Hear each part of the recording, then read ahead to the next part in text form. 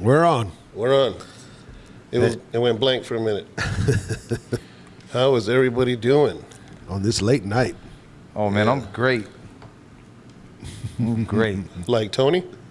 Yeah, like, great. Yes, sir. All right.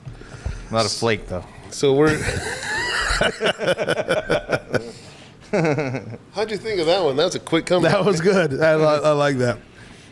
Okay, guys, so this is episode 6, I believe, of Let's Just Talk. Sorry about that. We are here. As you know, there is Brother Tino. No. And how you feeling today? Oh, yeah, you just said you're great. Yeah, like Tony the Tiger, great. Well, glad you're here. Thank you. Feels like it's been forever since we sat here. I know. Yeah, it does. It feels quite a bit of some time. Yeah, and we have Angel. I'm back. All right. Yeah. That was awkward. It was an interesting night today.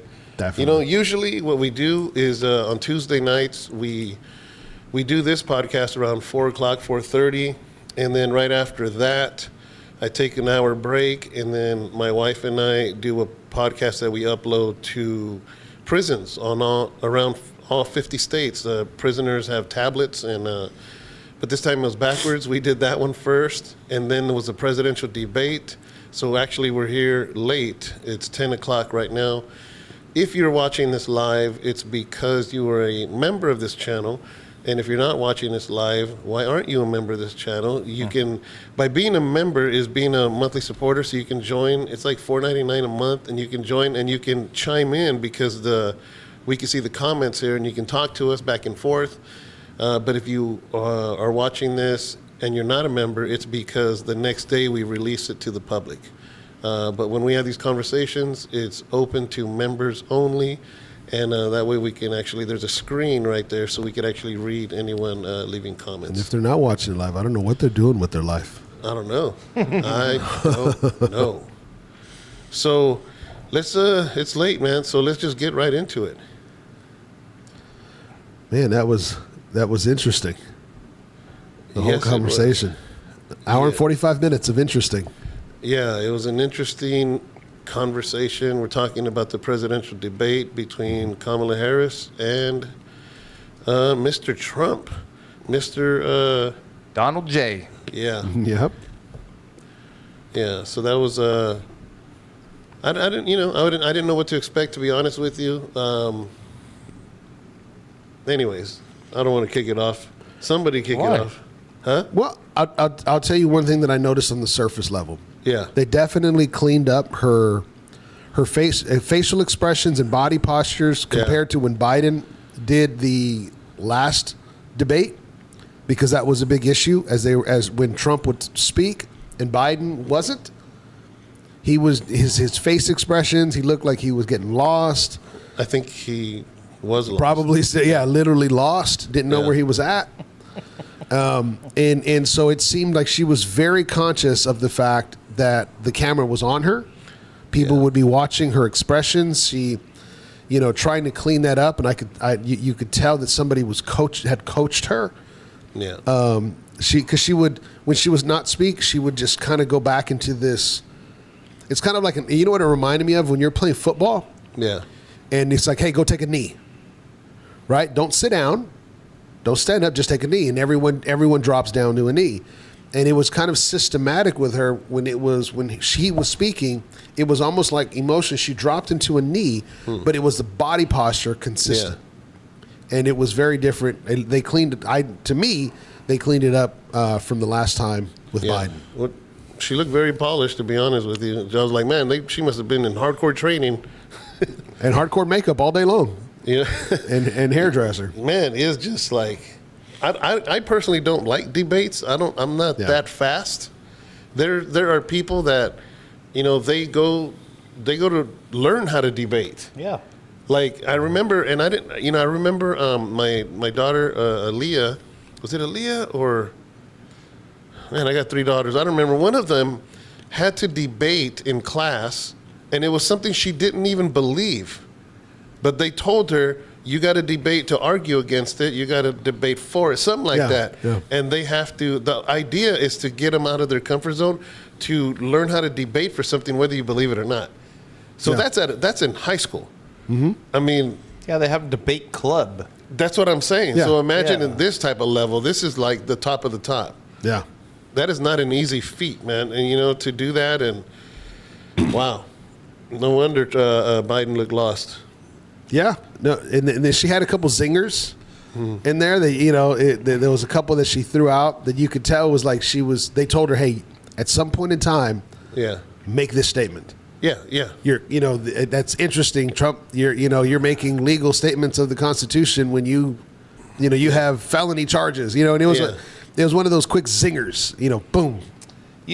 What's up, Felipe? One of the things I noticed is that it was the two hosts, and then it was Donald and Kamala, right?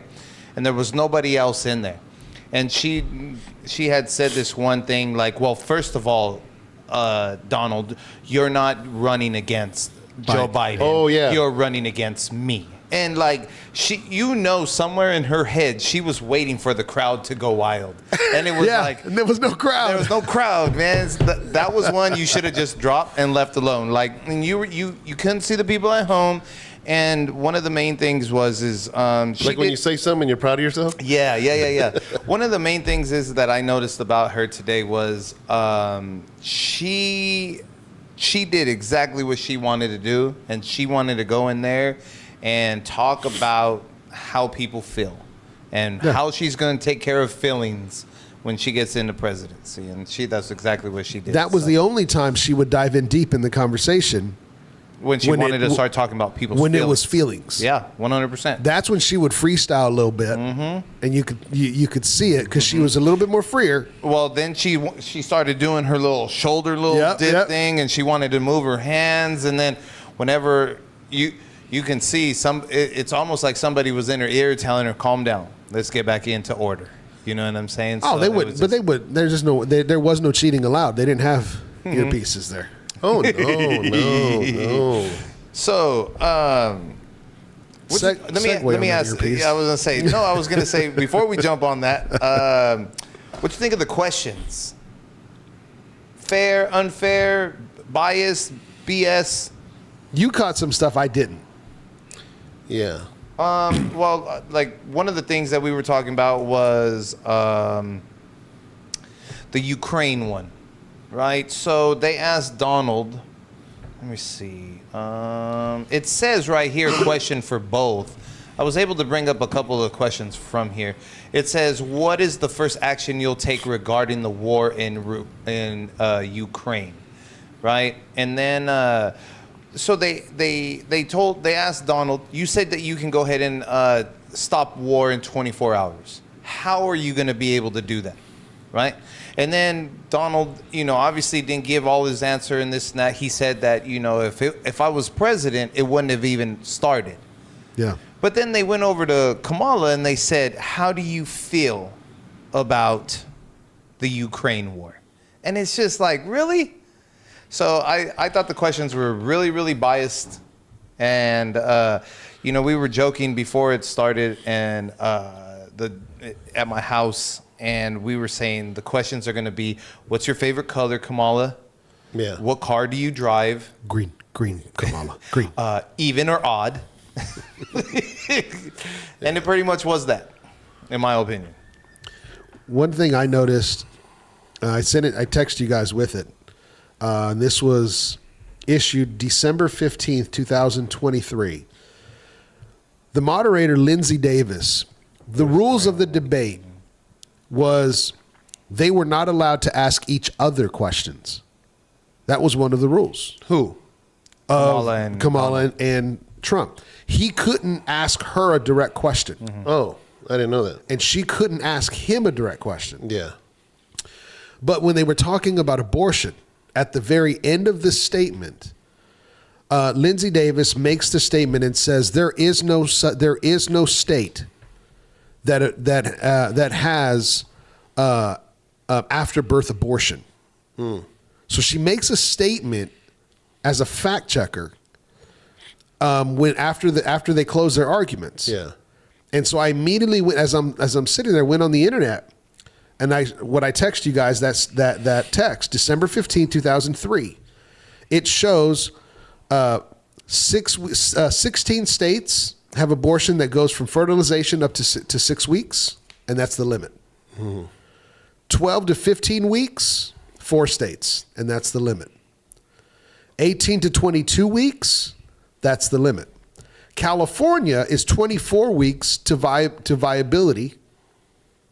So that's 19 states. California is one of them. There's 7 states in the United States of America that have no limits on abortion. Her statement to Trump was there's no such thing as an after-birth abortion. No, she's correct, because the term is no limit. Yeah, it says Alaska, Oregon, Colorado, New Mexico, New Jersey. New Hampshire. Is it? New Jersey, Vermont, and D.C., and Arkansas, or Alaska. Yeah, I said that one. Sorry, I made it wrong. So she, as a fact checker, she said the right thing. Okay. Yeah, I see what you're saying. It's in the wording. It's in the wording, but it's a lie. And as a fact checker, as a woman, as a fact checker in that moment, that wasn't her job. She's a moderator. And so she threw that out at the end of Trump's statement. I never looked this up, but I noticed the debates that I can think back in. Is it always liberals that are the hosts? Is it ever conservative? Has it ever been that way, or just I haven't paid attention? Well, I guess it depends on the news. Because there's 3 typically every year. I mean, CBS, NBC, and ABC, right? No, well, there's 3 debates. Oh, I see what every you're saying, presidential yeah. election. There's 3 debates. So my guess, because they only started, if I understand right, in the 1970s. Debates? So it's not a constitutional thing. It wasn't. Yeah, of course. I mean, it's everyone would travel and make their plea to their position. But I think it was those 3. So I think the 3 were kind of created as to have a, let's say, Democratic question, Republican question, and then kind of a moderate. I see. I think that's the way it was originally set up. Is that how it goes down? I know when one of I think the first debate, Megyn Kelly was on the panel, which is a conservative. Yeah. And she came at Trump pretty aggressively. It's one of those quick short videos where she comes at Trump pretty aggressively. Yeah. But this was the Biden Trump time.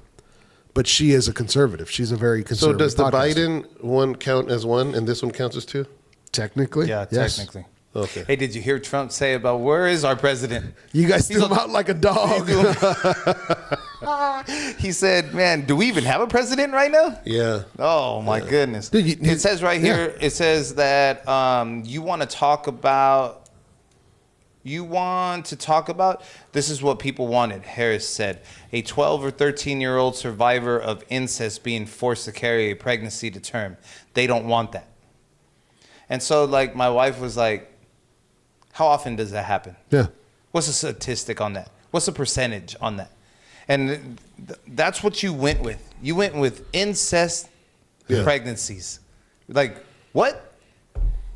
Oh my gosh, man! I was blown out of my mind when she was doing that one. Like I said, there was sometimes she was just talking and I just turned off. It's like sharing the gospel with somebody and they're like, well, what about the person in the Amazon? And I'm like, are you in the Amazon? I'm talking to you about the gospel. Or I don't know. I can't believe in a Jesus because I can't believe that he would, in the Amazon, send someone to hell. Yeah. Yeah. It's like, what? Yeah. It just doesn't make any sense. Yeah. But yeah, no, same thing. The abortion thing. The other thing that to me, that I caught was when them misusing Trump's tweet. Which one? As far as I texted to you guys. Oh, yeah. Which was dated January 24th on Trump's page. And so Donald Trump tweets this. This is at 1:18 p.m., January 24th. And it says, China has been working very hard to contain the coronavirus. The United States greatly appreciates their efforts and transparency. It will all work out well. In particular, on behalf of the American people, I want to thank President, and I don't know how to pronounce his name. XI? Yeah, XI. And that was almost 2 months prior to the United States shutting down in the pandemic. What he was praising them for at the time was their work to try to clean up what was going on. Yeah. But if you remember, still during that time, what was he calling it? The China virus. Yeah. But with the way they used that tweet, or Kamala, I don't know how you pronounce it, she was using that as he was friends with China. Yeah. And I was like, dude, how do you forget those conversations 4 years ago? Yeah. But I mean, they're doing it clearly. They know. Clearly that they don't forget, just like in the same way, right? When the whole pandemic began, people weren't working. People weren't allowed to work because unless you were Walmart or Target or whatever, all small businesses had to shut down. Everything had to shut down. And then so the restrictions of the pandemic caused people to not work. And then they turn it around and say, you caused the biggest unemployment. Yeah. It's just insane. Since the Great Depression. Yeah, it's insane. And then, so then Biden comes in and jobs started coming back. Businesses open again. And they're like, wow, he got the most jobs. Look at the percentage of growth that we had in our economic growth that we had that first year. It's like, what are you talking about? Yeah, that was weird.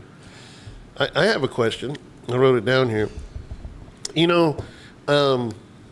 I often get this a lot as a pastor of a church. When I do the podcast, when I do YouTubes like this or whatever, and then somebody actually visits, they're like, man, I've been watching you for a year and a half, and I decided to come.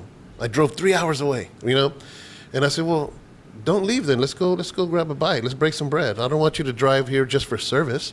Let's go hang out. And we go and, go eat somewhere. And then at the end of that visit, they'll say, you know what, David? You're not different. The same person that preaches, the same person on the podcast is the same person you are. I say that to say this, is that, however his character rubs you, Yeah. he has been, what's the word? It's consistent. Consistent from years ago when he was on Oprah in the 80s. Yeah. Consistent for who knows how many decades. Now, why did I feel like that was not the Kamala that we are used to listening to? Because she didn't cackle? Not one time? No, but for real though, Yeah, no, I know. it wasn't consistent. I felt like I was listening to somebody different. So then I got to ask, why? Why? What was different? Because honestly, Trump was Trump.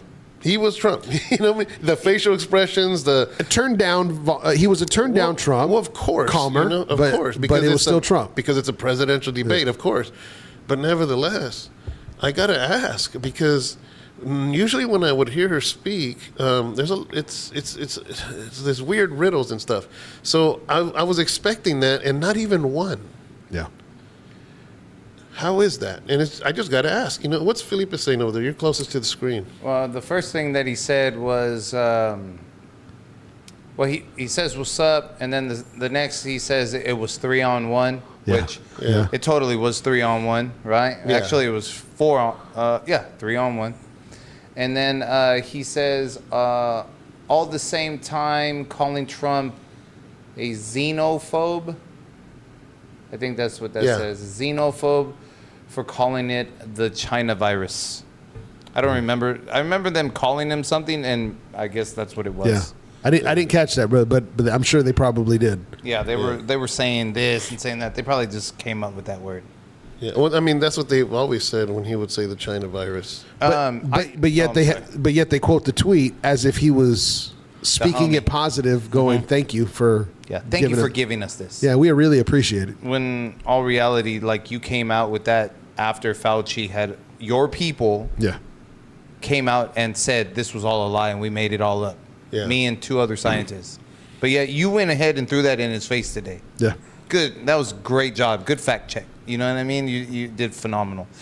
I mean, Donald, I think I've said this before. Donald has been in my life, not in my life, but I've known who Donald Trump is my whole life. Yeah. Right? All of my years growing up, I've known who Donald Trump is. And when you think about it, man, he was loved. Oprah loved him. Everybody loved him. Everybody who hates him loved him. Yeah. They got along with everybody. He helped out with certain people with... Man, he was on Home Alone. Yeah. He was on Home Yeah. Alone. Yeah. Yeah, that's right, man. He helped out with different Democrats and paid for them to go ahead and funded them through different things and blah, blah, blah, blah, blah. Donald this, Donald that. But then when he ran Republican is when they all turned their back. Yeah. And I personally, I mean, I don't know if you're trying to segue into this or what you're trying to do, but I think the reason why we saw was those earrings that we all noticed that started getting posted. You know what I'm saying? I think that's why we saw a different Kamala, because Let's call them Novas. call them Novas. Because the brand that... Is that what it is? They're called It's Nova. So, I mean, when she threw on those pearls, bro, like, diamonds and pearls like Prince, but it's just like, it's too fishy, man. I'm sorry. I don't trust too well, and so Yeah. I think that's why we saw a different one. Yeah, I agree. That's funny. What did Felipe say right here? He says they removed the Trump scene from Home Alone on... Are you serious? Wow. That's kind of petty, isn't it? Well, I haven't seen Home Alone in so many years. I haven't checked it. he's in the New York one. He's in Home Alone 2. Yeah, number 2. Yeah. I just watched that this last year, Christmas. He was in it. Yeah. Okay. Well, now they might be bringing the scene back because a lot of entertainers are starting to kind of jump on that bandwagon. Yeah, maybe so. I don't know. But it wouldn't surprise me that they deleted it for 3 years. Yeah, I just don't. Yeah. I've said this before. If a man is that hated, I want to know why. I want to know why. Why do you hate him so much? And the more you hate him, and then she tried to throw his criminal out there, like he has his court date is this day and blah blah blah blah. And it's just like, again, you're turning the hood onto him. The hood hated him at one time probably, but with all what's going on with them and the getting shot and all that stuff, I mean, He became one of the homies. he did. Really turning him on, man. So At least 50 Cent thought so. yeah. Did you see that after? Oh yeah, but at his concert. Yeah, When many he men. When he put his face on his body. Yeah. Did you see that?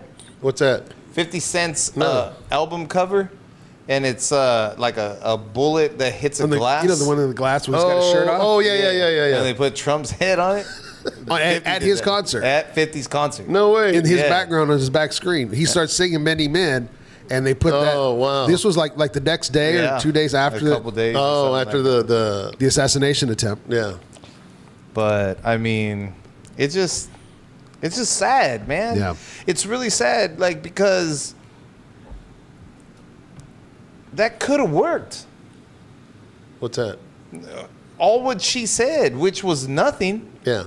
Yeah, there was. Yeah, She said nothing, but it could have worked. I have a plan. Yeah. My plan. I mean, Martin had a dream. So I mean, I don't know, man. It's scary. It really is, and that's one of the things I was telling my son was, it's really scary because this could work. Do you think that debates are more for? I think I kind of tend to lean on the side that people are already kind of grounded where they're Yeah. going to vote anyways. Do you For the most think? part. I mean, do you think, like, I know they talk about the swing states and all that, but do you really feel like that's going to make a difference, or these debates? I don't know. I'm not saying I know the answer. I'm just wondering, like, Like, are they useless? does somebody watch this? Does somebody watch it and say, I'm voting. No, you know what? I'm voting this side now. I mean, do you think it really works that way? Or I don't think it does it. I mean, for me, my opinion, yeah, I maybe there's statistics and polls that would give a better answer to that. But I just don't see anything outside of entertainment yeah, and stirring the mob. that's what I'm saying. That to me, that's the only thing that comes out of it in this current condition of the way that it's done. Yeah, Because if you really wanted to have a debate, you would use a different, like, if you would have Joe Rogan, yeah, have a PBD, have a Joe Rogan, have on liberal and conservative side, not news media, asking questions, because you've seen Joe Rogan having interviews and him I have totally agree. Yeah. strong debate, and him like, no, dude, I'm calling you on it on the spot. yeah, I've heard PBD, be like, dude, no, you're a liar, and arguing and tell him, dude, you're a horrible person, and have that type of platform, because that's the only way you're going to have an honest conversation, because none of this is genuine. yeah. I don't get anything genuine out of it, and I like you were saying, I can't imagine somebody going, you swayed me. Yeah, that's what I mean. Other than entertainment, I think people are pretty much grounded on the side that they're on, and Yeah. Okay, so then if this debate would have been through Bobby J and Trump, do you think this would have been a better debate? Yeah. It would have been, right? And then it might have been a persuasive type of way to go, right? Like, I never thought about that, Bobby. Thanks for letting me know that. Or, well, Trump, you made a good point against that topic that Bobby's for. Thank you very much. Maybe that is going to sway my vote. So the way I look at it is we live in 2024. So at one time, now we're getting to see whenever they go to like Missouri, or they go to Florida, or they go to Wisconsin, or wherever they may go, right? We can watch all those nowadays on TV. But at one time, they weren't doing that. And the only thing that they were doing were these debates. So if you weren't paying attention to all their policies and what they were standing for, then you sat there, listened to the debate, but it wasn't, this is a joke. Yeah, Reagan and Carter was a different 100%. time frame. And that's what I'm saying. Like, if it would have been Bobby J and Donald, I think this would have been something completely different. Not saying that Bobby Kennedy would have came in and changed my vote. I'm just saying it would have been something like seriously to listen to for us to get educated for the Democratic side and the Republican side. And I mean, but this tonight was sad. Yeah. Because it's almost like, did you guys ever used to play video games? Yeah. Oh, yeah. Okay, so you try to get into the combos and learn all the buttons and be able to drop the combo, and then you get this one dude that comes in, hey bro, you want to play? Yeah, man, let me get it. And then the dude just sits there and hits one button like this, boom, boom, boom, and then he beats you. Or he knows the cheat code. Yeah, right? And then That's what I hated about Street Fighter. right.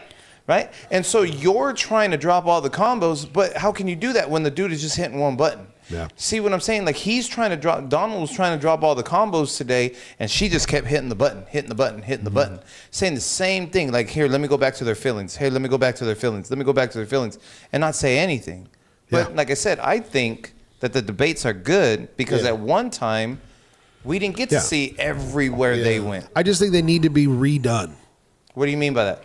Meaning in other words, the current scenario and how they do it, the platform. Oh, you think the people asking the questions? Yeah. I love that. I think that's a great idea. Pick some of the most trolling people there is out there, the ones who like really get under people's skin, and have them ask have them do their study and have them ask real American questions. Because Like Joe, like you said, Joe is a great example. Well, if you ever watch Christian debates, let's say free will and 5-point Calvinism. And they're going to have a 3-hour, 2.5 hour debate, right? They have the questions. I'm good with going, okay, we have 9 questions.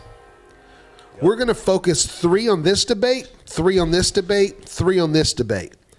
That way we can drill down to some things, because if you notice something with RFK Jr., Yeah. He's going to bring receipts every time he talks.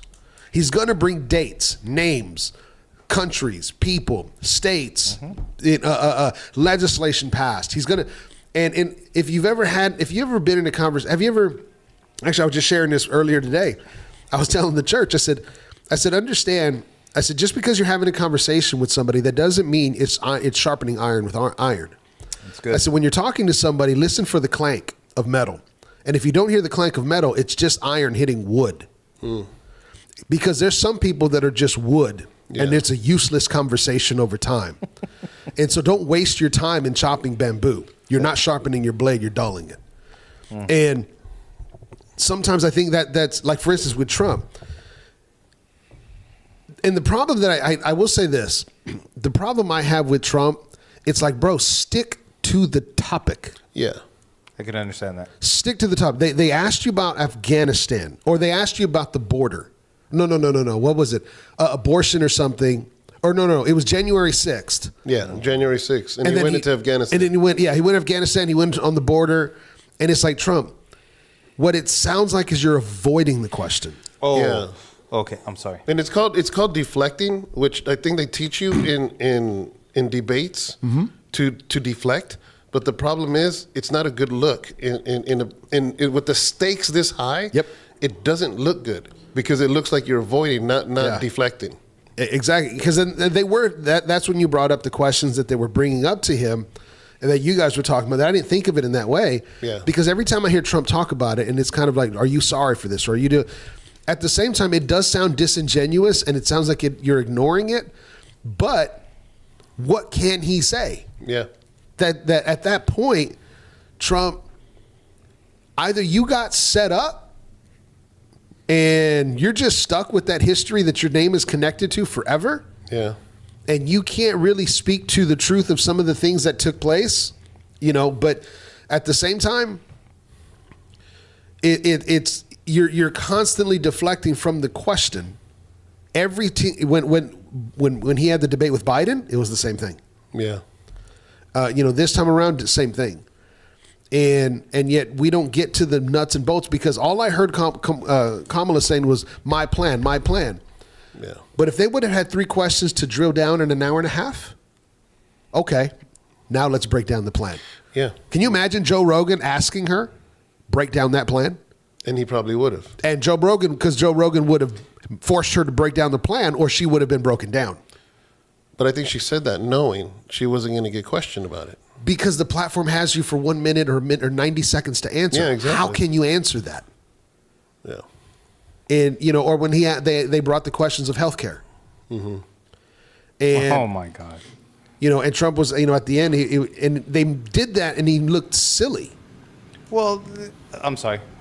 But no, just whether because his thing was, I'm not president yet. I've got some ideas. But I think they led it to that point of how can he, and I don't know how all of that works. Yeah.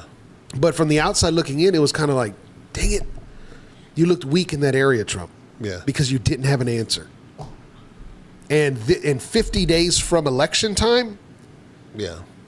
you didn't have an answer. And that was just I don't know the answer to how to solve that problem either, But I'm just saying, as a president elect, going for it, you would hope your administration has an answer. Yeah, but I think sometimes we can not give enough credit to our opponent, and we can get cocky. Yeah. And I think there's honestly, I think there's some of that. Now, what you had said earlier about asking a question that you can't answer, I made this scenario up. I wrote it down so I wouldn't forget it. So imagine, Tino, you owned a restaurant in Ceres, okay? And there's a lot of homeless people around there, and you, for whatever reason, shut down. And the same time you shut down, some homeless people died of starvation. Okay. So then somebody puts you in a debate, right? And says this, so Tino, are you sorry that those people died of starvation because, you caused them to starve, so do you feel bad about it? So there's no way for you to answer that. Oh, no. Because the fact is, Yeah. you didn't cause them to starve. In actuality, it's not your fault. You're not the city of Ceres. If anything, it's the city of Ceres that allowed those people. But if somebody would ask you that, so it leaves you. It's a catch-22 question, and that's what you're talking about earlier. Is that when you ask questions, man, if you could direct it perfect, this isn't the part where in the movies.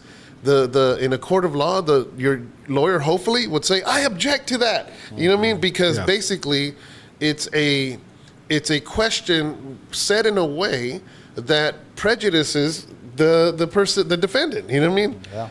And so that's one thing that I noticed happening a couple times. That I noticed at least. I wasn't even looking for it. I'm just saying it came out, and you agreed with me, and you were like, "Oh, I didn't catch that." I didn't catch that. Yeah. That was during the insurrection question. Yeah. Yeah, January yeah, yeah. 6th. January 6th. Did you? What did you regret, or did you? Do you regret anything that you did?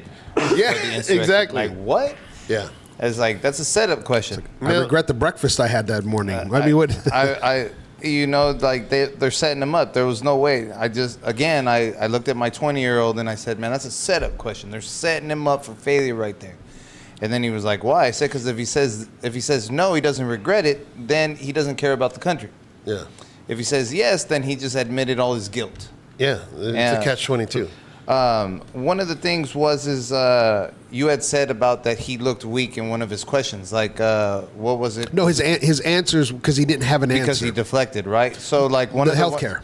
One of the ones that he deflected was the abortion, right? Mm-hmm. And so, my gosh, I'm losing my train of thought. Oh, so J.D. Vance, you said that you didn't get to watch the after. No. But the news reporter, one of the four that was sitting around at the table after the debate, they talked to both vice presidents as well. On ABC. Uh-huh. Okay. And so, again, Walls got asked what's Kamala's favorite color and what car she drives, right? And then, but then this dude comes at JD and says, Trump was saying this about the abortion and what plan does he have for abortion and this and that and blah, blah, blah, blah, blah. And why wouldn't he answer the question? And JD says, well, I think the reason being is like, what was the point of asking that question? That was a pointless question because anything that they say is going to happen is not going to happen anyway. Because when he becomes president, we're not going to do any of those things. So you're asking a pointless question. You're wasting his time when there's so many other things that we can talk about the economy, about why people are going hungry because they can't afford to this and that and whatever and blah, blah, blah, blah. Everything else that J.D. Vance had said. Yeah. And I thought that was very, very good because he answered one question and covered all of them. So even with the healthcare question, like that was something that what they were doing with what they were doing there is they were baiting him into setting him up. I don't think they really cared about what it was. They kept asking, well, yeah, but what are you going to do about healthcare? Okay, so you liked Obamacare. He was like, no, I was left with Obamacare and it was lousy. It was lousy then, it's lousy now. But if I took it away, they'd have nothing.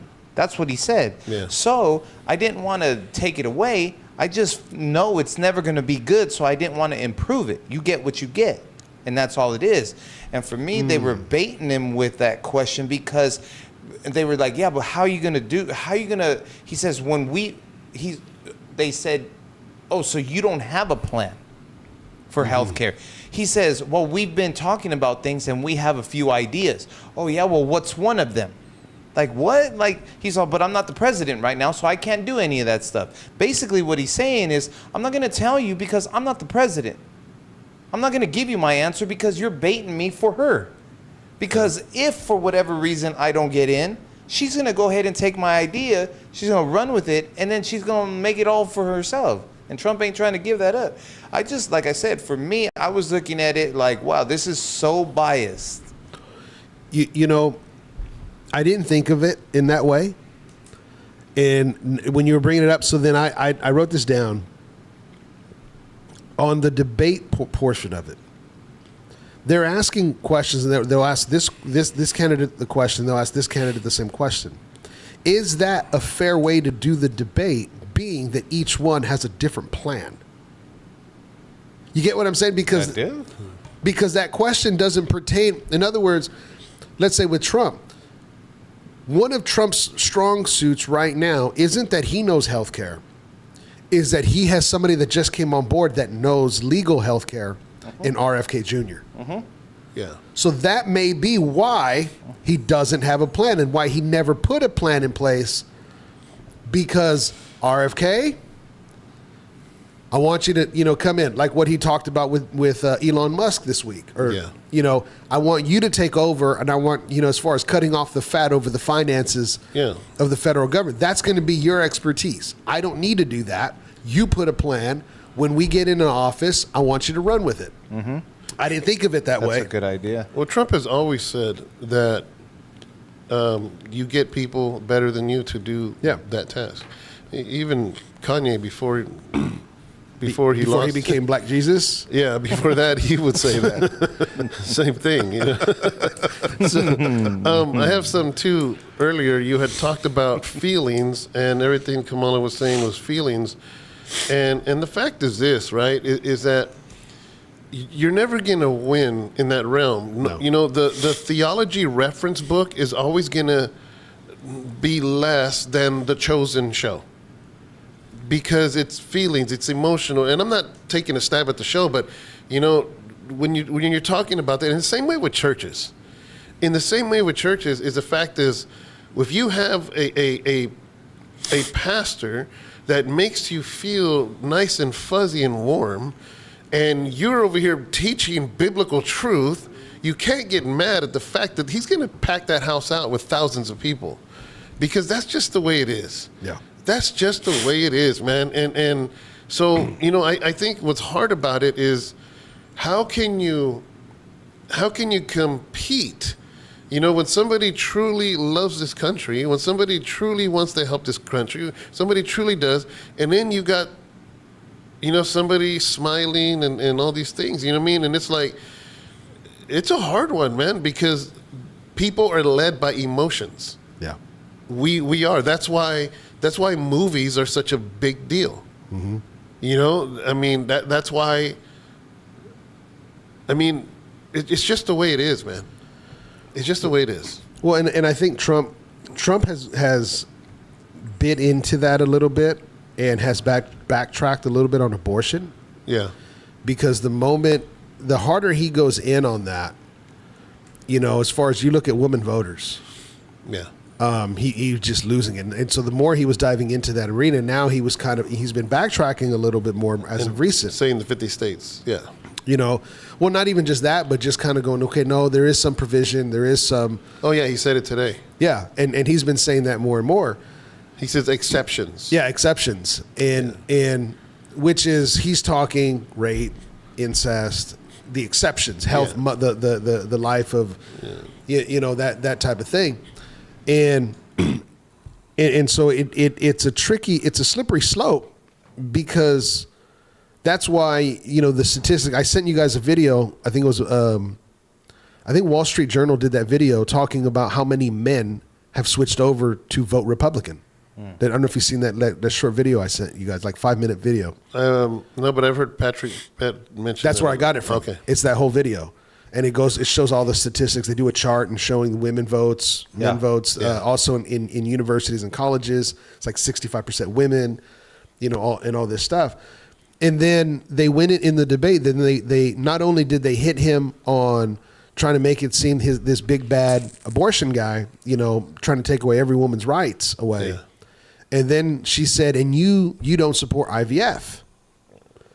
And I wrote that down because I just watched him sit down with Tulsi Gabbard. Yeah. And Tulsi Gabbard brought up, she said, "I know that there have been rumors of saying that you are not in support of IVF. What are your thoughts?" And he says, "No, I'm in full support." What people were irritated on was just the fact he says, "If I am elected, I will have every insurance company have that a part of health coverage. And then that's when the insurance companies are kind of like, hold on, you're forcing our hand to do something, but that's a different conversation. Yeah. But they were just she threw that out to kind of like, it's kind of like a jab punch. And if you're an emotional voter and you're Steph Curry, you know, I don't know if you've seen. Oh my God. You know, I love Steph Curry. I do as a ball player. But when he made that statement on Good Morning America, or what was it? I saw it, but remind me again what he said. They asked him, and he looked like a deer in the headlights. Yeah. When they asked him, they said, you know, who are you voting for? And he was like, wow, it's, you know, it's really important. And what's, you know, he was talking about, you know, Kamala, that's. Oh, yeah, what's most important to you? That's right. And then they threw that out there, and he was like, well, I have daughters, I have a wife, I have a mother, abortion, right? You know, woman's right to vote or to choose. And he looked like a deer in the headlights. Yeah. You know, and it's kind of like, okay, is Steve Kerr and the Golden State Warriors pushing you for that because they have a multi-million-dollar contract and they're putting pressure on you? Is the NBA putting pressure on you? Is your platform of different advertisements putting pressure on you, and you're giving in to this? You know, because you have, and it's kind of like, we can't put that past it because Zuckerberg just let us know that that's a real thing. Yeah. You know, but it was just kind of like a sucker punch and then a punch, but he never said anything about IVF. We have a niece. We have a nephew that was born through that. My wife did it 3 times. Yeah. My wife is a surrogate 3 times. Is that what? Yeah. Oh. So, I mean, yeah. I mean, that's phenomenal what he was saying. Yeah.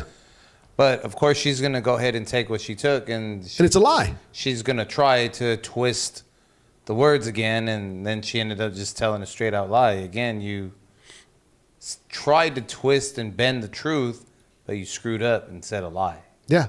So, yeah, I thought it was phenomenal when I saw that interview. Did you see it with Tulsi Gabbard? Mm-hmm. When he was saying about that he wanted to, because I know what they go through. You know what I mean? I know the insurance benefits and what the people have to pay, and meaning that the oh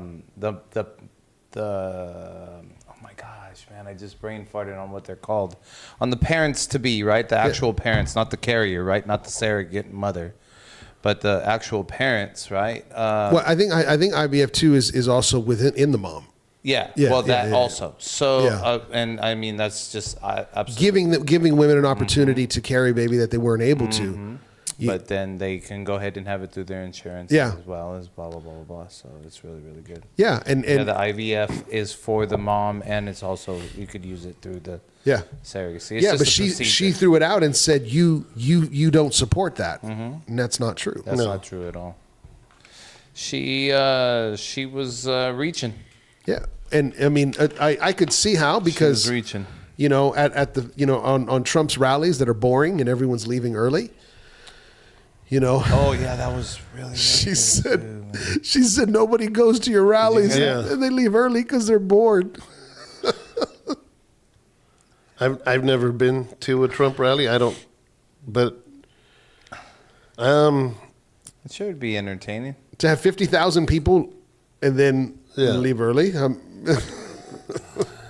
the thing is that from what I see when people go to his rallies, they're like hardcore Trump. And I can't imagine them just leaving early. No. You know, you have an event and you have kids out there, and if it gets late, I mean, you're going to have, no matter what, I have people leave early from service. You know what I mean? That's just a normal thing. You don't have all of a sudden, you know what I mean, that it's just like there's nobody. There's going to be people in the lobby. There's going to be people, you know what I mean? That's... What did he come back? What did he say? He said, well, nobody goes to yours or something. Yeah, he goes, nobody shows up to yours. And then he said about that she pays people to show up. To bus them? To bus them in, yeah. Yeah. Oh, and then what she said when they were talking about crime, and I wrote this down. She said the FBI has said that crime is down in this. Oh no! I'm sorry, it wasn't her. He said. He said. It was David Muir said that the FBI, the statistics show from the FBI that crime is down in the United States right now. Yeah. Okay. Where's he been? And Come to Stockton, bro. I was laughing so hard because I'm like, Dude, okay, first of all, You're gonna ignore. You're seriously gonna. you're going to ignore hotels or apartment complexes that are being completely taken over by immigrants. You're going to ignore all of this other all this stuff going, and then on top of that, you want us to have credibility to the FBI? Yeah. Right now? What? Okay. What's with the ducks? Somebody clue me in on what's with the ducks. Okay. That they have Haitians or something, right? It was a city council meeting. Yeah, it was Haitians. It was a city council meeting where the father was addressing the city council. Yeah. In that city, and he was addressing he was telling the council people. He says, "You guys sit up there in suits. You guys pass these laws, but you have no understanding of what's happening in the streets." And so he starts just kind of ranting and raving, just all these different things that is going on. And one of the things he said, he goes, "Dude, I was at the park." He said, "Some of these people are catching ducks and geese and cats and killing them and eating them at the park." And have you heard this? Just what Trump was talking about. I saw some memes and I had no idea what it was talking about. Yeah. I saw this dude. He's walking down the street with a duck. I don't know if that was big one, I don't know. I'm just like, what's going on? I didn't get it. It could have been Photoshop. I don't know. Yeah. But there is a video. This is the video that went viral of a woman killing a cat in front of. They found her. She had just killed the cat in the front yard of someone else's house. She was Haitian, but we don't know if she was an immigrant. We don't know because I think Haitians are not considered illegal immigrants. They're undocumented because I think they were allowed to come into this country. Oh. And so there's been a postponement of their legalization or something like that, but they're not part of the process of that has come through the border. Okay. And so there's a different verbiage, and that's kind of that's one of the things that they're fighting with in that issue, saying that's not true because we don't have a legal immigrant or whatever term they're using because it's about the Haitians. That's one of the aspects. Felipe says there's a viral video of a Haitian lady eating a cat in the middle of the street. Yeah, it was right there on the sidewalk in a driveway in front of a house. That's what Trump was talking about tonight. Okay. So, quick question. I know that if you torture a dog, you go to prison. Is that the same for cats? They arrested her. Oh, they arrested her. Yeah, the police showed up. They arrested her, and on the video, it's the officer. Oh, I said it's a police cam video. Yeah, So why did they deny it today? because it's ABC. Oh, yeah. Because then he'd be right. Yeah. So they she laughed. She laughed at him, and then they kind of like mocked it too. Well, no, wait. Let's be clear. The way they denied it was, what did he say? We contacted the city manager, Yeah. and the city manager said there was no such event of an illegal or whatever. So the police cam was wrong? Because the city man. That's why Trump said, he goes, they could say whatever they want and lie. Yeah. That's why he said that. Because there's a video, I seen it earlier today, of a Haitian woman that killed a cat. She was starting to eat it on the sidewalk. And they arrested her. Wait, she was eating it raw? I guess so. It was at nighttime. She got caught. Wait a minute. What? Meaning that it'd be okay if she cooked it? No, but I'm saying no hot sauce, no chili, no salt, pepper, no tajin. Those are nothing? Haitians, bro. Well, all right. Raw dogging it, man. I don't know. Hey, this says right here, it says, Kamala set a hook and Donald took the bait over and over again. In the first face-to-face showdown between the two presidential candidates, she taunted him for his crowd sizes, his past bankruptcies, his inherited wealth, and more. Mocking Trump's stature on the global stage, Harris claimed that the world leaders laughed at him, a barb aimed squarely at his personal insecurities. This result left Trump on the defensive and struggling to land hits, even as a discussion turned to territory friendlier for him, like immigration and the economy. I'm sorry, man, I didn't see him stumble. I saw him getting frustrated, and I did see him like upset. Right? Could you guys see that? Here and there. Yeah, Right. I could see it rise up in him. Yeah, but I don't Like, think. calm down, bro. Yeah. I don't think he was getting angry, or I don't think she like stumped him. I think he was just like angry because she. How can I say this? I think he was getting angry because it's just dumb. Yeah. You know, our Grace International, our district superintendent, Pastor Scott in Fairfield, for 17 years, they've had a homeless shelter. Mm-hmm. They have had nurses, doctors donate their time for 17 years. No problem. City loved them. City gave them apartment buildings that gangs had overrun, and they came to Scott saying, hey, if we give you this, will you clean this up? Because we're getting so many police calls to this from violence and drug sales and this and that. I remember whatever. that. I remember they got the building. Yeah, so the whole city for 17 years has loved Pastor Scott. Well, somebody put it, in his heart to run for city council for his district. Mm-hmm. The moment he did that, the opponent who had ties to the fire department, which, fire department, you need permits, who had ties to other city officials, mm-hmm. basically turned this whole thing around, made it look like, everything that they praised him for 17 years, Pastor Scott, this person turned the city around, and every single thing they loved him for, now they hate him for it. Because he was trying to run for office, for council. And if this can happen in the little city of Fairfield, which is what, a little bigger than Tracy? Slightly bigger than, maybe? I don't know, yeah. What is that like on a level of Washington, D.C.? Or the United States of America. Yes. So, again, man, you can paint anyone. Put it this way. They say that there's so many laws in America that for sure most of us have broken some every single day without knowing.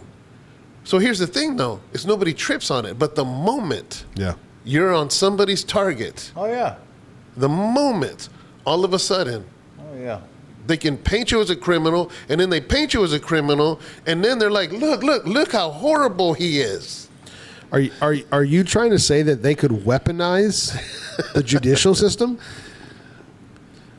But I wanted, Felipe put something on there. Yeah. He said, I'm thinking this is some demonic rituals. And brother, I'll be honest with you, when I seen the video. Or demons manifesting going on. Oh, he's talking about the cats? The cat. Yeah, the woman with the cat. I thought of that possibility as well. That really hit me more than her just eating because that just doesn't seem in the location of where it's at in a suburb city where now if you caught a woman in an alley over a grill, okay, she's eating the cat, dude. She's skinning it or whatever. Sorry for those of you cat lovers, but I'll pray for you. Yeah, but in the situation, I thought of it in the same thing, brother. Felipe, I agree with you. I just thought of just a ritual. Yeah. More of a thing for whatever she was doing, because if you see the video when the police come up, the cat is on the ground, she's on her hands and knees bowed down before it. Yeah. Well, it's been known for the longest time that in Haiti, it's very, very much voodoo and witchcraft. It's been known for that. Yeah. It's a hotbed for voodoo and witchcraft. Yeah. So, maybe. It's a strong possibility. Yeah, it's probably actually more likely than anything else, to be honest with you. Yeah, but to the average person, it's like, dude, they're eating cats and ducks. Yeah. Well, duck, okay. Yeah. So, what about the person that's watching this right now, and they say, man, you know what? Everything that Kamala stands for, I'm against. But I hate his attitude. What do we say to that person? Because I know for me, I can look past all that stuff because I understand that we're not trying to get the person of the year for Time Magazine or whatever. We're trying to get somebody that's going to help this country and this nation, ultimately, our children, our grandchildren, ourselves, our livelihoods, and it's the same thing, man. Sometimes you get a job at a warehouse or a place, and the manager that's super cool, nothing gets done. And then you get a manager that is a jerk, man. But you know what? The way they run the ship is awesome because everybody's on point. So, I mean, why would you... So what do you say to the person that's saying, man, I don't like where she stands, but man, I can't stand him. I mean, what do we say to that? You want to go, Tina? Well, I think of somebody, a couple people that I know personally, and they said that they do not like where the Democratic Party has led this country. Yeah. They really, really don't like anything that the Democrats are standing for at this moment. But they cannot stand Trump because he's racist. And because of whatever other dumb reason they said. And so the question is, well, what are you going to do? Yeah. They said, well, I'm not going to vote. Mm-hmm. And I'm just like, oh, man. And then I just shut up because the next thing out of my mouth is just going to be bad. And I guess at some point you need to understand that it's not only about you, but what's best for a nation. Yeah. It's what's best for the nation. Do you just think of it. We don't even need to get holy, or we don't even need to get far into it. Just, do you like paying $6 a gallon? Do you like paying $5 for a gallon of milk? Do you like paying for 5 dozen eggs? I went to Walmart today, and for 5 dozen eggs, it's $25. Do you like paying that? Because that's what they've done the last 4 years. And, I couldn't get over everything that she said that she was going to change when she gets in, when you've made it this bad. You've been in there for, like Trump said. You're in there now. You've been in there for 3.5 years, and what have you done? You've done things. Look how bad it is. Yeah. Why all these things that you're gonna do? Why don't you do them now? And it's like, that's what I would say to that person who doesn't like Trump. Sometimes you just need to realize it's not only about you, and for the better of a nation, it would be better for somebody like Donald to get in there. Yeah, I personally don't need to like whoever's president as long as it makes our lives better. Yes. Right? I mean, he could be a jerk. He could whatever. Mm-hmm. Doesn't matter to me. He could be a rapper, dude. I mean, it doesn't matter to me. I mean, I don't agree with homosexuality, right? Okay, I've said that, and I'm going somewhere. Like, I don't agree with homosexuality. We've talked about that. But I like listening to Elton John. Yeah. You know what I'm saying? I like Freddie Mercury. But you know that he gave some pretty positive statements to Trump recently. Did he really? Yeah. I don't know that. Yeah, because they were asking him about how did you feel about Trump calling Kim Jong-un Rocket Man, and he goes, I thought that was very creative. Trump's always been very creative, and he was like, do you know him? He goes, yeah, I think he's a really cool guy. I didn't know that. Yeah, that was just recent. I didn't know that. Yeah, he was like, no, he goes, I thought it was the funniest thing in the world. Yeah. He goes, honestly, I was very honored that he used it. Yeah. And it's or you got Dwayne Johnson recently on at the Vault with Patrick Bet-David. Yeah. I know there was a video released. Oh, he hadn't shown the video yet, but somebody on Twitter released a video of them on their phone. Yeah. And he starts going into how he's always been a fan of Trump. Yeah. All this stuff. Well, it's like, dude, where were you 4 years ago? Yeah. You know, but I'm looking for a tweet from Elon Musk, and I can't find it. I seen it yesterday. There's Trump hugging cats and ducks. But oh, here I think here it is. Dude, if you can get that on there, man. I know, dude. That would on there. I can't. maybe after. Here it is. He says, "This is a direct quote from Yoda." Did you see this, or did somebody? I don't know how I seen it. Somebody sent it to me, or I came across it yesterday. I don't know. It says the real job before us is not cleaning up the mess that Biden created. The real job is cleaning up the mess that created Biden.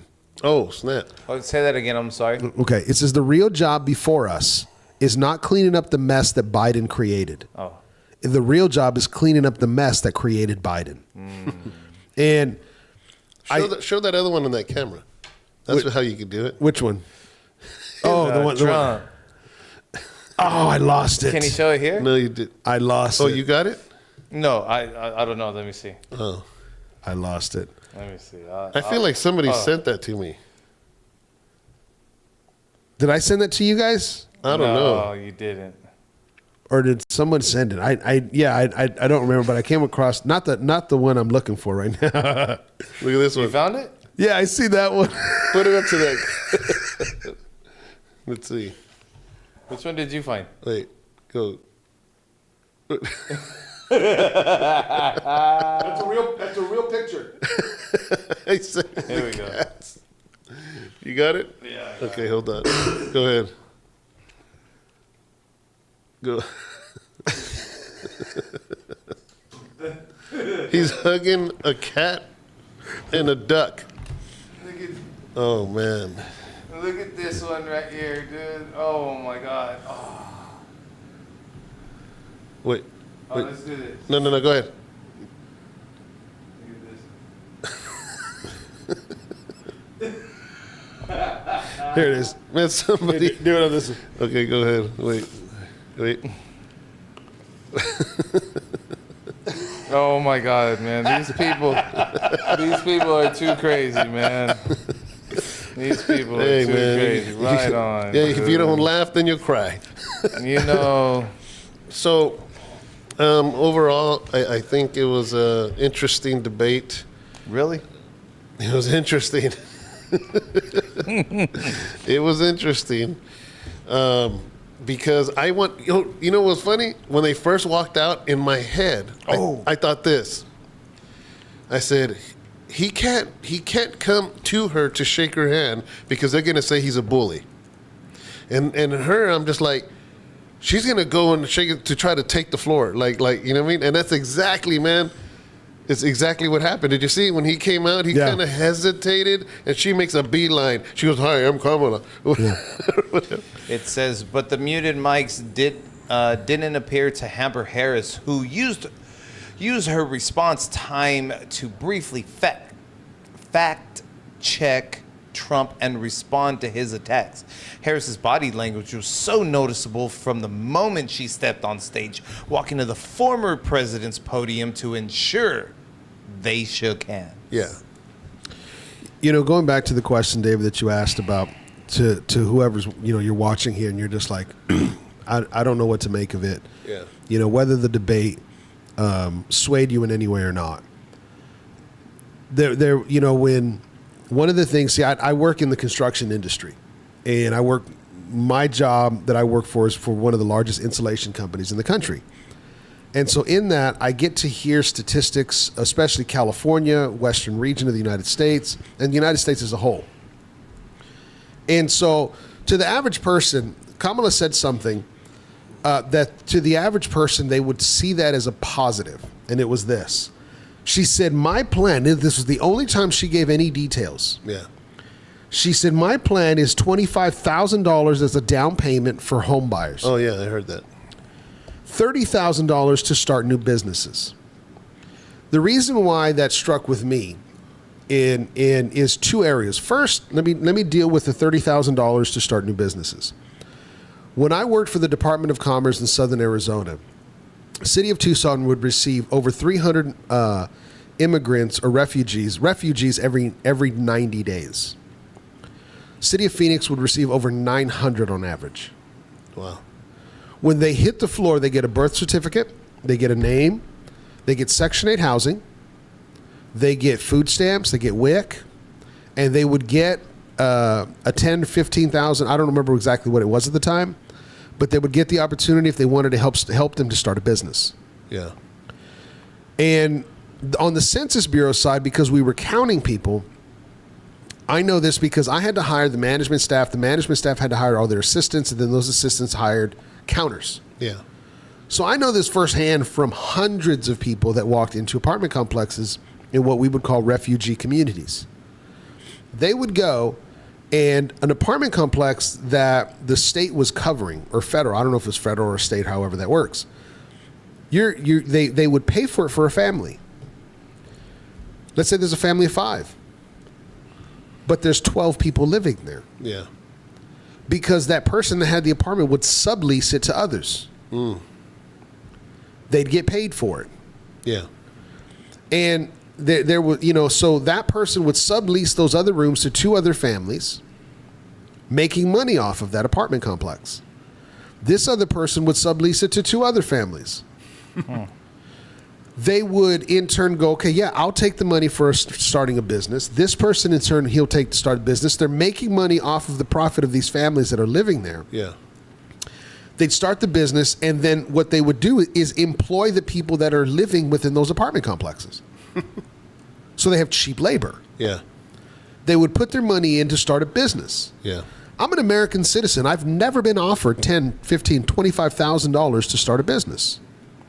I know that for a fact because not only would I was in communication with our management, with counters, I would go to the monthly refugee meetings to those that were heading it up, and they would talk about how many businesses that are starting in out of these different refugees from these different countries that are coming in. So you telling me $30,000 to start a business, is that for you? Is that for you? Or is that for the people that we're talking about, all of these different immigrants that are coming through, spreading throughout the United States of America, because we have to figure out some way to give them jobs to provide for themselves, and they become the high priority. So that's one thing. So understand that when they're talking about that, are they talking about the average citizen? Yeah. Or are they talking about a particular demographic group that, that would be red hot as far as to be able to get them off of their situation? I mean, it's the stuff that's omitted. Exactly. Here's the second part.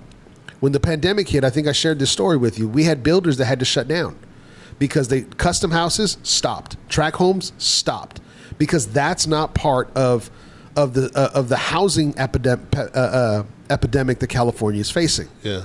Those aren't Section 8 housing or low income. So the only way that you could continue to work is if you were building on low income housing. That's it. So people did all kinds of crazy stuff to keep work going. Yeah. You got $25,000 of home, $25,000 of people to be able to start a home. Tino, is that for you? David, is that for you? Who do you think would be if that whole issue is going on? Yeah. And there's an epidemic of families on the streets that are homeless. What do you think, voter? Who do you think? I'm pointing there right. This camera, right? Wait. There. You. Who do you think that money is going to first go to in the way that you have seen money spent? To the citizen or to those that are immigrants that have come through that are reaping the benefits of your tax dollars? Because I've seen both sides of that. Yeah.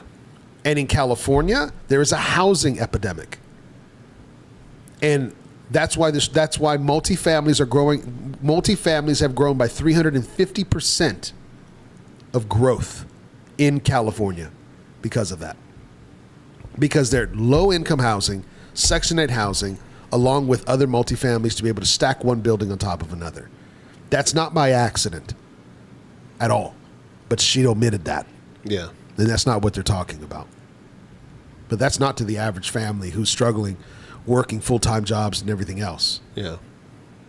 So I'm just throwing that out there. If you're looking at that and you're going, how do we get out of this? That money is probably not going to be allocated out to you because you don't fit that criteria. Don't fit the requirements. Nope. They're going to make it almost impossible for you to even qualify for that money. Yep. Even if it is for you, Yeah. they're still going to make it to wherever it's almost impossible. Not that everybody will be denied, but Yeah. the majority of people. Majority of people. You. Because that's will be not the denied. target. That's not the target demographic. You. I wanted to do it too. So. No, man. I mean, it's. I think we've said before on here. It's. They're persuading. They're persuading. They're word screwing us. You know what I'm Yeah. saying? Like on both Wordplay. sides. They're on both sides. You know, and so you have to just. You have to sit and it's almost like a Selah moment. Yeah. You got to just pause, bro, and just pay attention, listen. And I mean, we live in the digital world. Yeah. We can watch it again an hour later Yeah. Yeah. and sit there and Selah for a moment in like what you didn't understand. Because some of it you're going to understand, a lot of it you're not. Yeah. Protruding, I think no, I don't think it was protruding. Protruding. J.D. Vance was using a word today of what Kamala was doing. And so me and my son, I was like, hey, man, look that word up. I don't know what that word is. And so, I mean, we got to learn a new word. I forgot what the word is, though. I agree with Felipe, though. He said not voting is the same as voting, so you might as well vote. I agree. Yeah. Non-voting is voting. Yeah. Mm-hmm. And I don't think that's a lazy way to get out of the situation. I agree. And that's not okay. That's as Christians, that's not okay. We take the tough road, we take the rough road, and what I would call the law of Jacob. Yeah. Fine, you want to jack me again and make me work 7 more years for your other daughter and make it more hard for me? I'm going to put sticks here. And God's going to bless these sticks as they come and they mate and all this stuff and they're spotted or those that are whatever, and God will bless because it's mine. And to not be afraid to walk down the tougher path and make the right decision. My thing is, if you're going to vote whatever way, don't base it on your feelings. Don't base it on that stuff. Don't base it on lies either.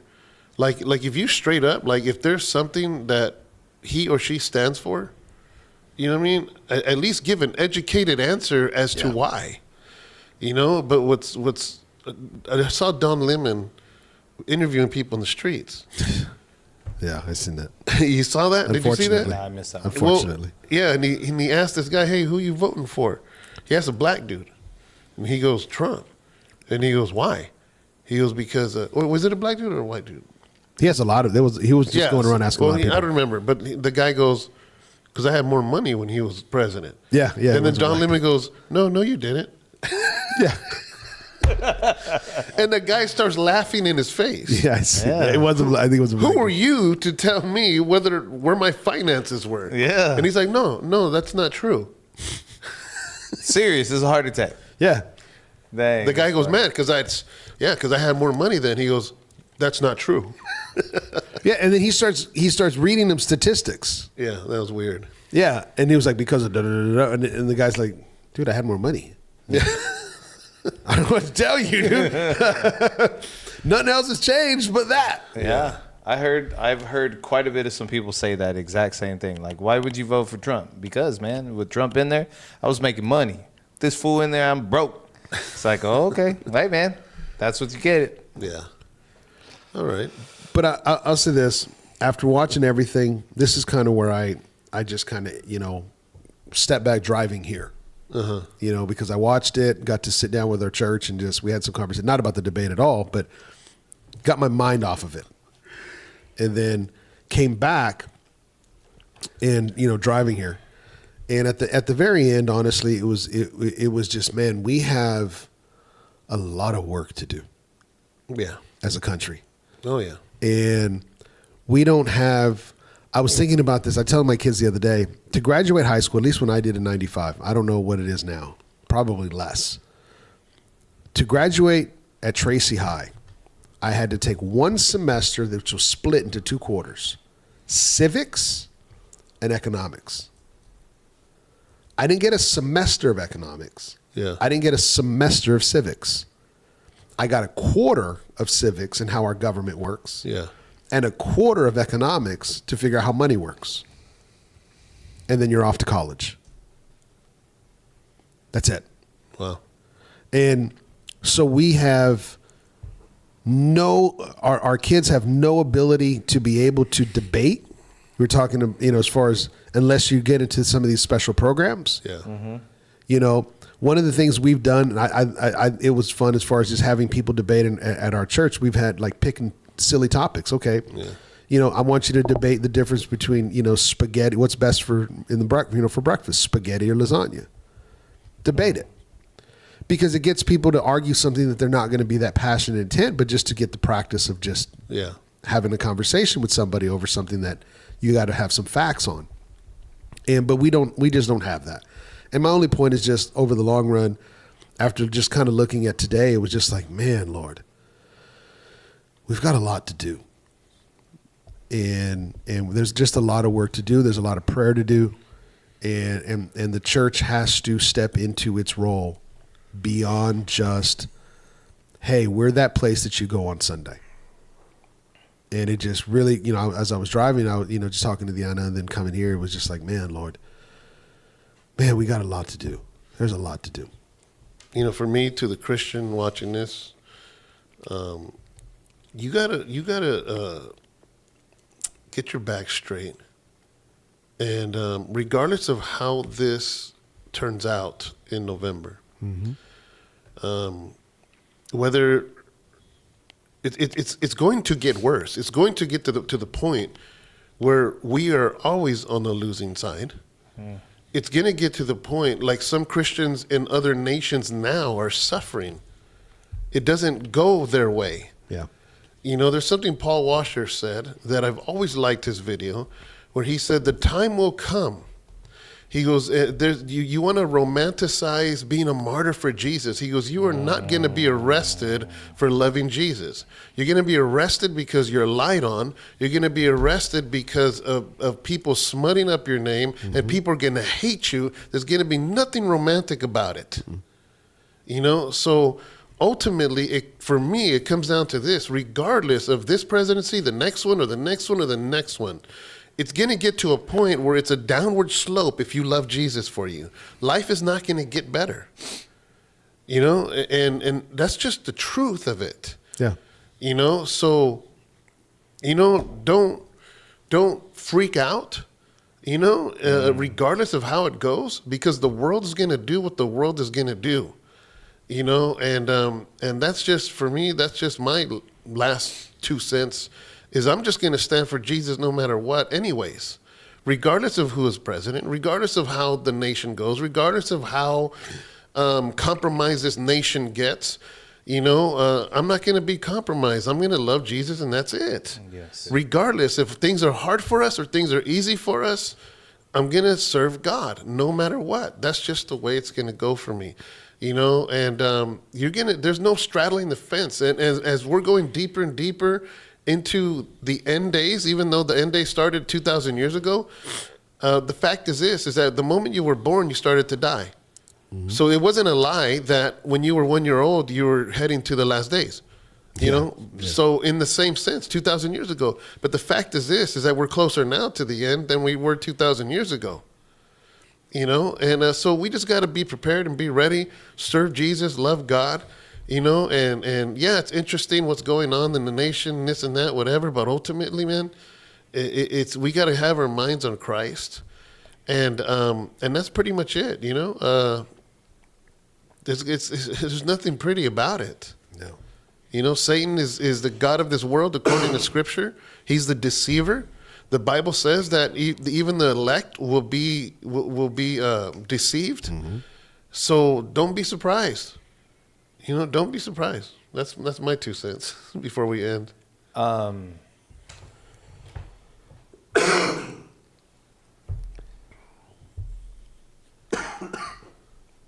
Trump said that if she gets elected, that he thinks Israel will be done within 2 years. And, you know, I really, my wife's going to trip out when she hears what you said about, Sorry. Don't be surprised. Because I don't think I've heard too many people say that except myself. Like, why am I surprised at all of this that's going on when the word explains it to me? The word says that, you know, like it's we're going towards a tribulation. Yeah. It's what it says. And so if I believe that God is the same yesterday, today, and forever, that means I need to believe in his word is true all the way through. Yeah. You know, I heard in a rap song it said about CNN says one thing, NBC says the other, but the word of God always stays true. That's right. And so one of the main things is that I need to understand is that God is always with us. And, you know, like, I have to stand with God. Exactly what you said. I can't leave it alone. I have to make sure that no matter what side is going to take over, whether it's a Republican, I vote Republican, but that doesn't mean that that's who I worship. I worship God. And my thing about it is that when Trump is talking about Israel, and he even said afterwards, he's like, I'm pretty good with predicting things, so hopefully I'm wrong about this one. Yeah. And so the thing about it is like we all know that if you don't know, in the word it says that when Israel is going to be defeated, then that's when we know it's all done. And this end of the world that we keep talking about, I mean, that's exactly what it is. Yeah. But to be surprised and to not, I love the saying, I've always loved the saying, stay ready so you don't need to get ready. Yeah. And always, if you're not right, you're going to get left. Yeah. So, I mean, those are some things that stay in the back of my head. And today is a day more than ever to make sure that you are ready and stay that way. Yeah, there's a lot of, I've seen a lot of pastors that are very passionate about voting and laws and this and that, and we got to be a Christian nation. And to a certain extent, I think we have a responsibility to a certain extent. Yes. But then there's the line of some Christian leaders that are pushing for a Christian nation so bad. Mm-hmm. And I'm going to tell you, this is what I believe. I believe that those that push extra hard are the ones that are afraid to serve God if Christianity is illegal. Mm-hmm. They're so afraid of it. We got to change the laws. We got to do this. We got to do that. We got a Christian nation. And I'm like, dude, you fear persecution, bro. Mm-hmm. You fear persecution that if Christianity was illegal, your knees would buckle. And I'm just like, I'm a crazy dude, man, because I'd be like, I'm going to serve God regardless, whatever. Rip my tongue out, I'll still pray. Mm-hmm. You know, and somebody was like, well, that's, you're saying that because you're in America. Man, I was in prison and they threatened my life. Yeah. You know, and I refuse to deny Jesus. Yeah. You know, so it's like, I'm just like, okay, yes, let's push, let's vote, let's do this and that. But I'm not going to go to the point where we're afraid of persecution. You know, it's coming, man. So like you said, be ready. See, what did you say? Stay ready so you don't need to get ready. Yeah. So I gave my 2 cents twice. Sorry. No, I fully agree. Gosh, I don't even know where I said this. It was recently somewhere. But I told him, I said, you know, when I hear people talk about the rapture, Yeah. in my mind, I'm looking at him and going, okay, on what side are you waiting for the rescue, or are you ready for the wedding? Yeah. Because a lot of people are waiting for the rescue, Yeah. and that's their hope to be rescued because that's their best bet. Because they don't want to go through it. Because they don't want to go through it. Yeah. And the reality is, God forbid they get beheaded, right? Yeah, because the reality, it's not going to be ceremonious. No. You're not going to sit there and they're not going to go, okay, this guy, you know, in the paper he's looking at 15 years because he loves Jesus and obeys the Bible. Yeah. No. That's not what it's going to say. No, he's going to be called a pedophile or whatever lies or yeah. You know, a womanizer. Just real quick, just to kind of remind people of history. If you can give me about 3 minutes, I'll say this quick. When the Christians, you know, in the catacombs and everything else, you know, historically, when they didn't know, when, you know, let's say 30 years after the resurrection, and the church couldn't meet in the temples and the synagogues anymore. They were getting kicked out by the Jews. Yeah. They couldn't meet in the temples because those were pagan. Yep. So they started meeting in the catacombs. They started meeting in different places. And two of the things that made the Christians very discreet and misunderstood was one very simple statement that Jesus said that people were passing around rumors on, which was, if you eat my flesh and drink my blood, Yeah. then the rumors were these people, there's a cult, these people are practicing Cannibalism. cannibalism and orgies and all this other stuff. And then the second part was that the brotherly love and the camaraderie that was there, that was hidden because it was weird to them, because love in the Greek or Roman form wasn't an attribute. It wasn't a virtue. That was a weakness. Yeah. And so you have this community that's ostracized, that's on the outside, that nobody really understands. Nobody knows, because to the Jews, they're hating you and they're speaking ill against you. To the pagans, they don't understand you because your virtues are weak. Yeah. And you're hidden. So Diocletian proposes something to Rome and wants to revitalize Rome, and says, hey, this area, I want to revitalize it, build new buildings and everything else. And he was going back and forth in the courts. They didn't want to do it. Well, one day there's a fire that hits Rome. Yeah. 110,000 people die. Whole area of Rome, which happened to be that area. And guess what the politicians and the media started doing there? They blamed Diocletian. They blamed him because you did this so you can revive. It's the whole Hawaii thing with the lasers all over again, right? Same concept.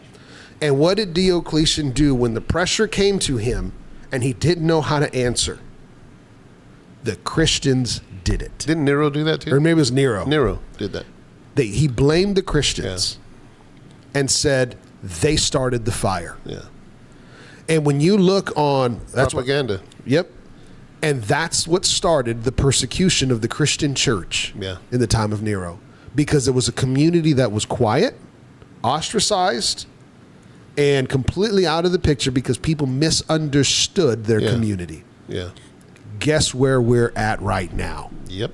That's why when they said, well, we're going to take the name church off it, take it off, because you can't rip it out of the believer. Yeah. You can only take it off of a building. And so we're at that point. That'll preach. We're getting there, man. We're really getting there. Yeah. And you got buckle your seatbelts in, baby. It's going to be a fun ride. Wait. Buckle your seatbelt. Do it. Buckle your seatbelt. Do it. Strap up. Somebody take that differently.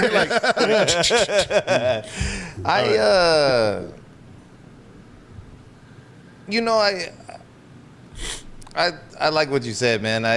It's something that constantly flows through my brain. It's people are afraid of the persecution. They are, and it's the churchgoer, not the follower. Yeah. You know, I mean, nobody wants it, but yeah. I don't know. But if it comes, we can stay on this all night, man. And it is what it's going to be. We just be prepared, man, and don't be surprised. I like that part in Patriot when they want to declare war. Remember? And he's in there. Yeah, in the beginning, and he says, "What about you?" And he goes, "You don't know what you're asking." Yeah. He goes, "I'm a father. That's all I am." You know, but who was the one that was riding when it was time? It was him. Yeah, because he told him he didn't want it. He said, "This is not going to happen in foreign soil. No, this is going to happen in your front yard. Yeah, in your neighborhoods, in your cornfields." But they mocked him as weak. But when it happened, he was ready to rock and roll. Yep. That's how I believe a believer should be. Yeah. Hey, we don't want it. No. You know, we don't want it, man. But you bring it. What prophet is it? Hosea. One of them. It says you celebrate and look forward to the day of the day of the coming of the Lord, for you do not know what that day will come. You don't know what you're asking. You don't know what you're asking. I preached a message one time, and I was Centro Vida. I remember that. You remember that? Yeah. And man, dude, I mean, bro, they're going bananas because I'm talking about the coming of the Lord this whole time, but I'm setting them up. And I'm setting them up, and I said, how many of you are excited? And everyone's excited because you know why? They want to be rescued. Yeah. And then I brought that scripture out. So you want to know what you're asking for. How many of you have shared the gospel? How many of you are witnessing? How many of you are going out there because you're trying to be rescued? But it wasn't the prophet that was saying it. It was the Lord who was saying it to the prophet. And he said, tell them they don't know what they're asking for. He goes, because on that day, he says, it'll be dark clouds and there will be women wailing in the streets. Yeah. He goes, you don't know what you're asking. Is that the same as whenever Jesus, the Zebedee, was it the Zebedee brothers? Was it the Zebedee brothers? And the mom goes to Jesus and says, for my children to sit on the right and one the on the left? right and one on the left. Yeah, and then he says, will you drink from the cup that I drink from? That's the something same like thing, that, right? basically. Yeah. Like, and then they said, oh, we'll drink. Like you want the seat, but do you know what comes with it? Yeah, man. You know, it's the same thing. Same thing with leading and pastoring and everything else. And I remember there's a pastor, very famous now, but he's not the same. T.D. Jakes, he used to be a little different when he was younger. Little different. Yeah, a lot different. But he said something. He said, you know how to destroy a man? He says, put your ministry on him, it'll buckle them, break them. Something like that, which is true. You know what I mean? Because a lot of times when you can build yourself up to bench 300 pounds, but if you do it the first time, but you got to build that endurance. It's the same thing with the believer, same thing with the Christian. So absolutely, man, it's getting late, guys. Yeah. So, thank you. One. Huh? It's a long one. Thank you for staying up with us. Yeah, thank you. This is going to be, like I said, if you want to be included on these are usually every Tuesday, and you can be live by being a subscriber, which is a monthly subscriber and a supporter. But other than that, you still get this anyways because we make it public the next day anyways. But if you want to be included, because we have a comment right there, and if you have comments and stuff, we can be very interactive with you. And we want to be interactive with you. Mm-hmm. So anyways, that's pretty much it. Yeah. All right. We want you. Wait. Oh, wait, wrong guy. We want you to subscribe. You. I don't know why he's wearing a red bracelet, but... Taking it to the 80s, man. All right, Tito Santana. All right, guys. God bless. Bless you.